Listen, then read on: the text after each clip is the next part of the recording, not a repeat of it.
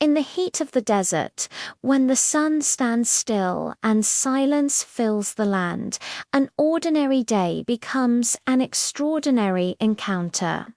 This is the story of Abraham's three visitors, a moment where hospitality meets divine promise, and doubt is confronted by truth. From Genesis chapter 18, this account reminds us that God often arrives in unexpected ways, and his promises are never limited by human weakness. Abraham sits at the entrance of his tent near the great trees of Mamre. It is midday, the hottest part of the day, when most people seek shade and rest. Abraham is now an old man. His body bears the weight of many years, yet his heart remains alert. As he lifts his eyes, he notices three men standing nearby. They do not announce themselves. They do not explain why they are there. Yet Abraham senses their importance. Without hesitation, he rises and runs to meet them. Abraham bows low to the ground and speaks with urgency and respect. "Please," he says, "do not pass by your servant." He offers water to wash their feet. He invites them to rest under the tree. He promises bread to strengthen them for their journey. But Abraham does far more than he says. He rushes into the tent and asks Sarah to prepare fresh bread. He runs to the herd and selects a tender calf. He gives it to his servant to prepare at once. Abraham himself stands nearby as they eat, watching, waiting, serving. This is not casual kindness. This is intentional hospitality. As the visitors eat, one of them speaks. "Where is your wife Sarah?" Abraham answers, "There in the tent." Then the visitor says words that shake the air itself. "I will surely return to you about this time next year, and Sarah, your wife, will have a son."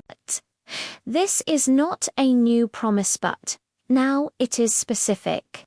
The timing is declared.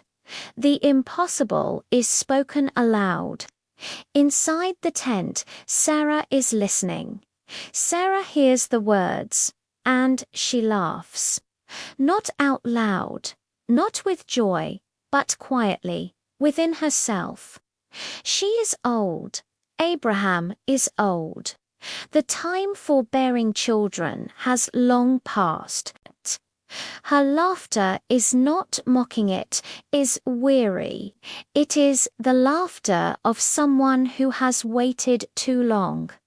But the visitor knows. Why did Sarah laugh? He asks, "Is anything too hard for the Lord?" The question hangs in the air.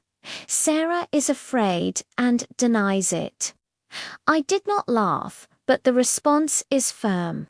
"Yes, you did laugh." This moment reveals something profound. God does not shame Sarah. He does not withdraw the promise. Instead, he confronts doubt directly. Is anything too hard for the Lord? This is the heart of the story. God's plans are not limited by age. God's promises are not stopped by fear. God's timing is not controlled by human logic. What seems impossible to us is not even difficult for him. After the meal, the visitors rise to leave. Abraham walks with them, showing them the way. The promise remains behind, not yet fulfilled, but now undeniable. Sarah returns to her thoughts. Abraham returns to his tent. Nothing looks different. Yet everything has changed, because God has spoken. The story of Abraham's three visitors teaches us that God often appears in ordinary moments. Through strangers, through conversations, through quiet questions that challenge our doubt. Hospitality opens the door. Faith keeps it open. And the question still echoes today. Is anything too hard for the Lord? Thanks for watching.